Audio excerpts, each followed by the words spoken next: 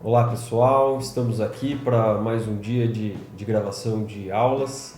Em razão do coronavírus, estamos um pouco afastados aí dessa rotina de aula que a gente vinha tendo ao longo desse início de semestre e por uma razão de uma fatalidade, uma razão de uma pandemia que assola todo o mundo, todo o globo, a gente se vê na necessidade de se organizar para dar continuidade aos estudos. E, especificamente hoje teremos uma aula sobre o IPVA, o Imposto sobre a Propriedade de Veículo Automotor.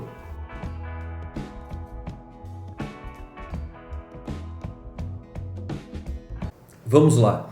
Inicialmente cabe ressaltar, na perspectiva do IPVA, do Imposto sobre a Propriedade de Veículo Automotor, que algumas perspectivas da relação constitucional e da perspectiva da necessidade de lei complementar relativos a esse tributo especificamente sofre algumas limitações. De certa forma, o legislador constitucional deixou de estabelecer uma norma geral a respeito deste tributo, o que em nada afeta, principalmente na perspectiva dessa relação de estruturas normativas, a legalidade desse tributo. Vale observar, nesta perspectiva, que o imposto de propriedade sobre o veículo automotor, ele está abarcado por uma legislação dos estados. Ou seja, no final das contas, a gente não tem uma lei de âmbito federal, mas cada um dos estados, no exercício de sua autonomia e diante da impossibilidade de haver uma limitação a esse ente federativo na sua condição de estabelecer tributos e auferir recursos, acaba exercendo essa autonomia, acaba exercendo essa perspectiva de criar leis para melhor trabalhar e desenvolver todas as suas perspectivas de cobrança de determinados tributos. Então o IPVA é um tributo que padece de lei complementar federal, então os estados vêm criando leis estaduais para dar conta de fazer a cobrança desses tributos. Eventualmente, se no futuro vier uma lei federal, uma lei complementar que discipline o regulamento geral sobre essa modalidade de tributo, os estados teriam então que, de certa forma, se adaptar a essa nova legislação futura que possa sobreviver. Um ponto importante, então, dentro dessa dinâmica do IPVA é de que, para compreendê-lo na sua magnitude, teríamos então que observar cada uma das leis estaduais que trata sobre esse conteúdo.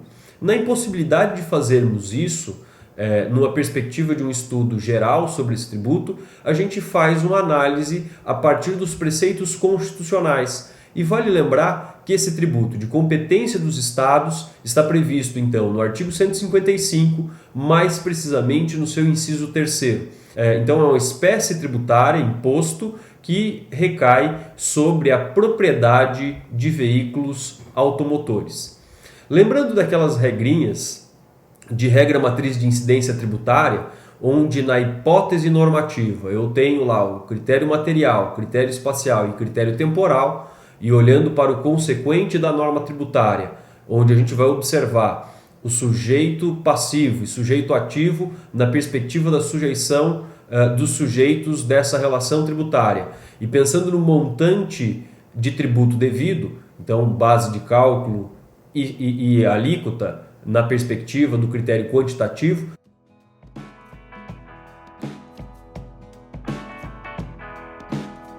Bom, iniciando então pelo critério material, vale lembrar que o critério material ele é composto pelo verbo mais o complemento. No verbo, a gente vai identificar a condição do comportamento praticado pelo sujeito passivo. Nesse tributo especificamente, temos que o verbo é o ser, enquanto que o complemento é a propriedade de veículo automotor.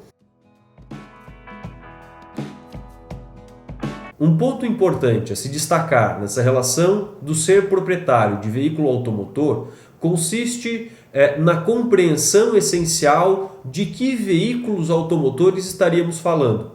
O STF, em decisão no RE 134.509, dígito 8, decidiu que para a compreensão específica desse tributo, tornaria-se a considerar o veículo automotor somente aqueles veículos que transitem em via terrestre. Na argumentação desse julgado no STF, ele destacou que o IPVA, na verdade, esse imposto sobre a propriedade de veículos automotores, não seria suficiente para atingir embarcações e aeronaves, sobre o argumento de que esse tributo derivaria da chamada taxa rodoviária única. Então, no final das contas, quando a gente olha para a decisão do STF, ele vai optar por não considerar aqueles veículos automotores, embarcações e aeronaves para a caracterização dessa relação jurídica tributária em razão de uma evolução tributária. Ou seja, a gente saiu lá da taxa única rodoviária e caiu dentro dessa perspectiva do imposto sobre a propriedade de veículos automotores. Vale lembrar que não são todos os autores que compactuam dessa ideia. Até porque, quando a gente olha para a dinâmica da estrutura constitucional, não há qualquer limitação de veículos. Há tão pura e simplesmente a consideração de um veículo automotor. Para esses autores, a perspectiva de que esse tributo também seria cabível para aeronaves e embarcações não sofreria nenhuma limitação constitucional. O entendimento do STF é diverso dessa posição e vale destacar. Com relação ao critério espacial, a gente está pensando no local. Em que local que incidiria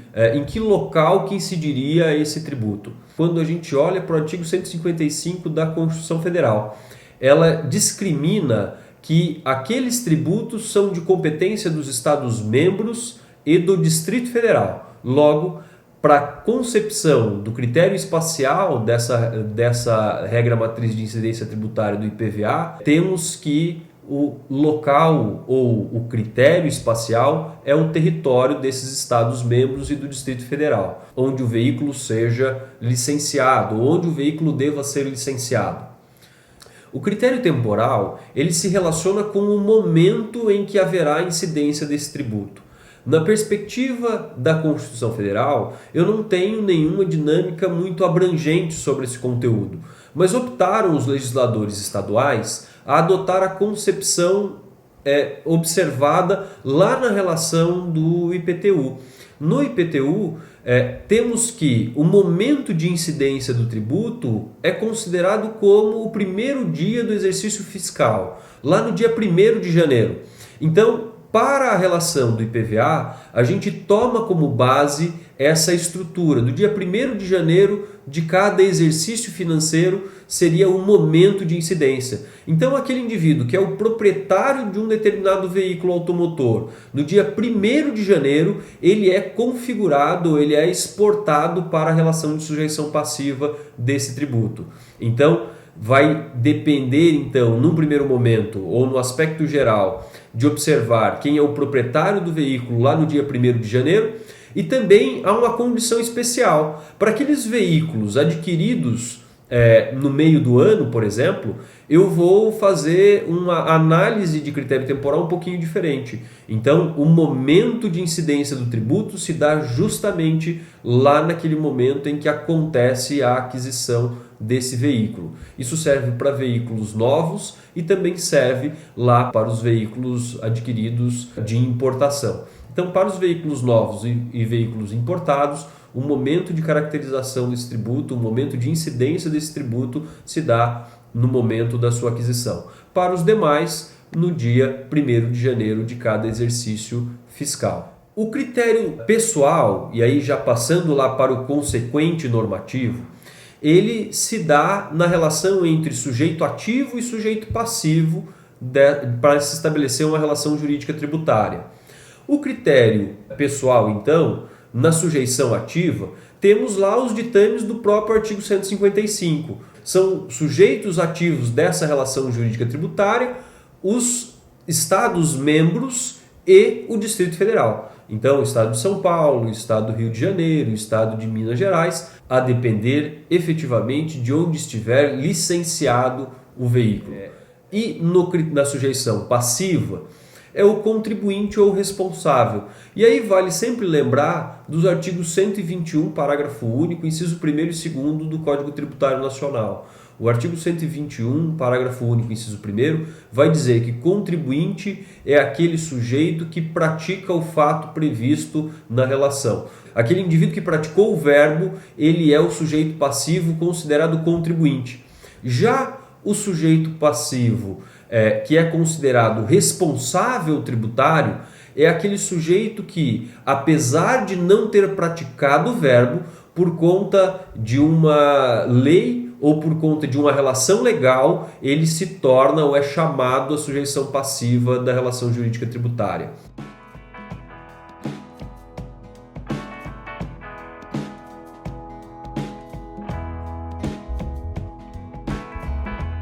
Um ponto importante a se destacar nessa relação de sujeição passiva é que, assim como o IPTU, o IPVA ele é um tributo propter rem, ou seja, ele recai sobre a coisa. No final das contas, a gente vai perceber que quando há uma transferência de um determinado veículo, e hoje em dia, por conta de um sistema de informatização e um sistema todo mais complexo de informática e de cruzamento de dados, quando há a venda de um determinado veículo, automaticamente essa dívida tributária ela acompanha o bem. Então o novo proprietário ele é chamado à responsabilidade daquela relação jurídica tributária. Efetivamente ou eventualmente, se ele não for chamado a responder por essa dívida, é possível, a depender das relações estabelecidas no contrato de compra e venda, de que o proprietário anterior tenha que arcar com o ônus tributário e eventualmente, futuramente, possa promover uma ação de regresso para tentar resgatar aqueles valores pagos em razão daquela relação jurídica tributária.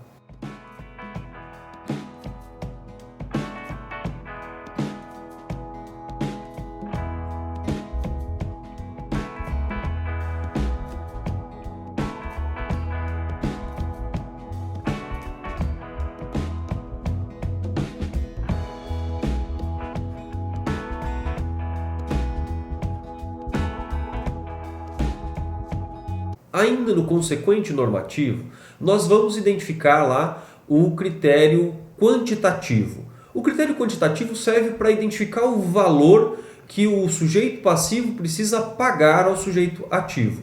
Então, para identificar o valor devido dessa relação jurídica tributária, nós temos, num primeiro elemento, que identificar qual é a base de cálculo. A base de cálculo ela consiste na identificação do valor sobre qual recairá a alíquota para me levar ao montante devido.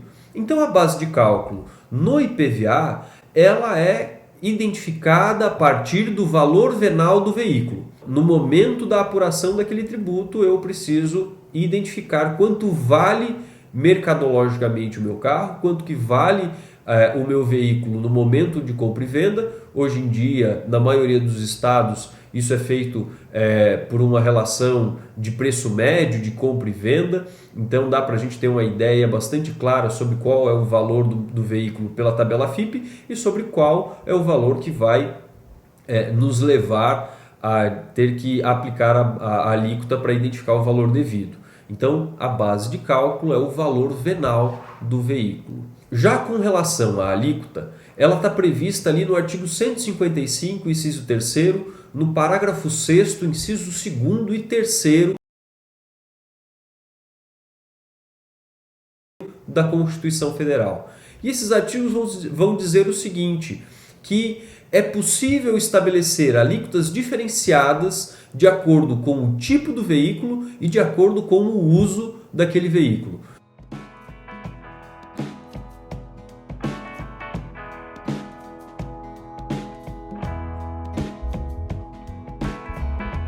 O tipo do veículo está relacionado ao seu modelo, se é um veículo utilitário, se é um veículo de passeio, se é um veículo, se é uma motocicleta, se é um automóvel. Então, com relação ao tipo do veículo, é possível fazer diferenciações de alíquotas. Cada estado vai estabelecer os critérios para essa diferenciação.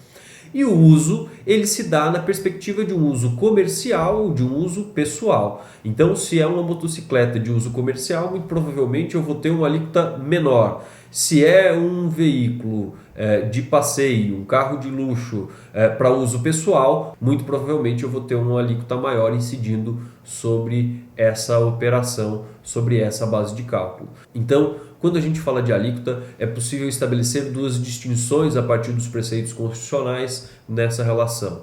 Uma diferenciação de tipo do veículo e uma diferenciação a respeito do uso desse veículo. Pensando na dinâmica constitucional, é possível perceber que na relação do imposto sobre a propriedade de veículo automotor, eu tenho todos os seus dizeres ou seus aparatos gerais dispostos no texto constitucional. Se eu quiser compreender nos detalhes essas relações do Estado e do contribuinte, muito provavelmente eu vou precisar buscar a lei estadual. Eu não tenho uma lei complementar uma lei complementar federal que trate sobre essa dinâmica e também não há previsão desse tributo lá no Código Tributário Nacional, o que de certa forma limita bastante a possibilidade de reflexões no âmbito nacional sobre esse tributo que não passe pela observância específica de cada lei estadual. Bom, pessoal, com relação ao IPVA, era isso que tínhamos para ver em âmbito geral. Eu espero que a gente consiga,